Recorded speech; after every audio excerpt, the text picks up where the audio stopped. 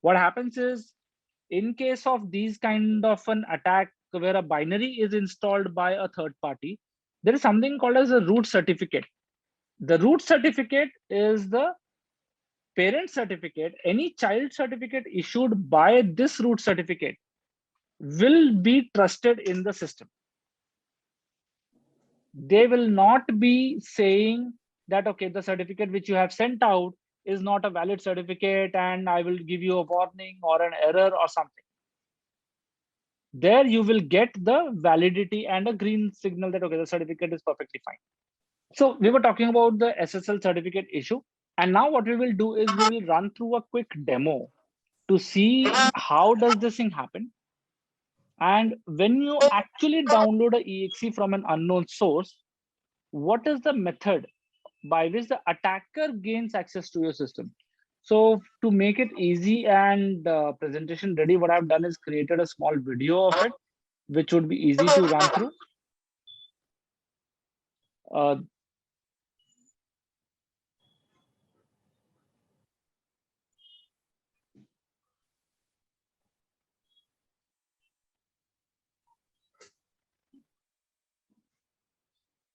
okay.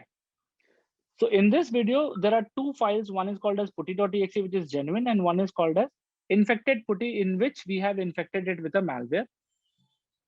Now, if you see this, the infected file is just a little bit bigger than the actual file. So once you see this exe, there are two parts of the exe. One is the malicious one and one is a non-malicious one. By the size, you will not find any big difference. But if you watch out carefully, there is a digital signature tab in the actual file, which is not available in the or rather the malicious file. Why? Because the people who have created this, they do not have the actual certificate to sign the binary. And code signing certificate is not an easy thing to get. So then their exe will not be trusted exe. But now that on this particular machine to run the test, I have disabled antivirus. So I will see how it works ahead. So what we do is we do a check of network traffic on the system. I have decided a port 4444 where I'm sending my malicious traffic. There is no traffic happening right now. I open the regular putty.exe, downloaded from trusted site, no error. I download the untrusted one and there is a connection created. Okay. So left hand side, the blue screen, the victim screen we have seen. On right, the attacker's machine, we will now create the attack ready. So we are using a very popular open source platform called as Metasploit console. So Metasploit framework will activate and be ready to listen to any attack coming in. Now, in the blue machine, the victim machine, we got the exe somehow from somewhere. It could be the malicious site, it could be the darknet, it could be the torrent, or somehow we got it. The interesting thing is execution of that exe on the end machine, which we have in any case created, and the intent of downloading that exe file was to run it. So we downloaded it and we ran it.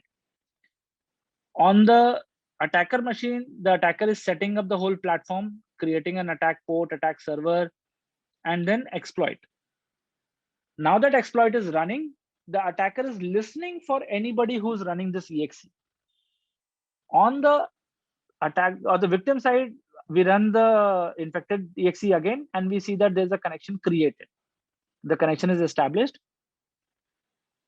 On the black screen, you can see the commands being typed right now. The very first one is sysinfo. It tells you that it is a victim, machine name is victim. It's a Windows 10. You do a get UID command where you get the username. It says that the username is Alok. Now on the remote machine, the attacker is typing a command calculator.exe. What would happen? The calculator.exe will actually open on the victim machine. There you go.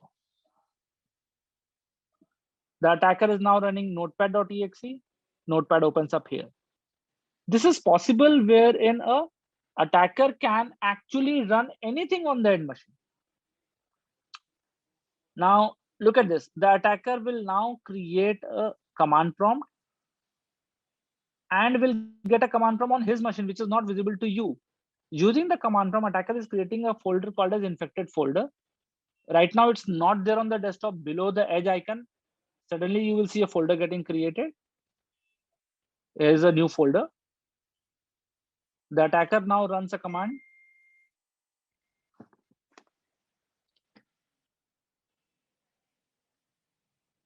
So activity is done here. Attacker is now uploading a file onto it.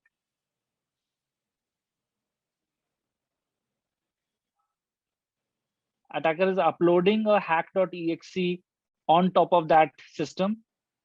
Desktop, infected folder. Now, if you double click the infected folder, you will see the new file created inside it. So that's how the attacker has complete control on your machine to execute anything of his choice. And now you can decide, or you can take a guess what all activities the attacker can do on the machine. I'll show you a few more things here. What else are the commands which an attacker can run? The attacker can run commands like enumerate desktop, get desktop, standard stuff. Keyboard send. The attacker can send the keyboard strokes to the end machine. Key event. He can run a keystroke logger or keylogger as we commonly call as, using the same one malicious exe the user downloaded and ran on the machine. It can do screenshot, desktop, check mouse event, send a click or a movement of mouse. Not only that, the attacker can also go ahead and do record of the audio from the microphone. The attacker can do a webcam chat. It can list the web camera you have. It can take a photo or run a continuous webcam stream of the user till the end.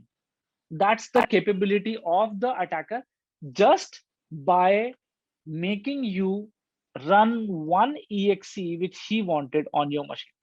This is a live control of your machine by the attack machine. So what's the conclusion we take out from here? The conclusion is know the difference. Know the difference between a pirated software and a genuine software, like the digital signature file which we saw. Know the perils of using a pirated software. Get genuine software only. Report the piracy and make sure you always have a very good antivirus installed on the machine so that most of these attacks are taken care. Just to do this demonstration, we had disabled the antivirus on the Windows machine to execute it because otherwise it would have detected it. But that's off now. The virus versus antivirus race is like Tom and Jerry race, where every day there's a new thing coming up which may or may not be getting detected by the antivirus. So make sure that your antivirus is good and strong.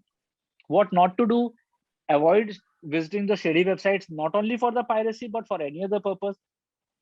Never download any exe from an unknown source. Make sure you have validated the exes, the binaries installed and running on your machine. Avoid torrent download and avoid dark web, that goes without saying.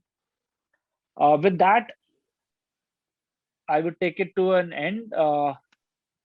If anybody has any question, I would be available on the chat for some time, for maybe next 10 odd minutes, and would be happy to help out on the chat.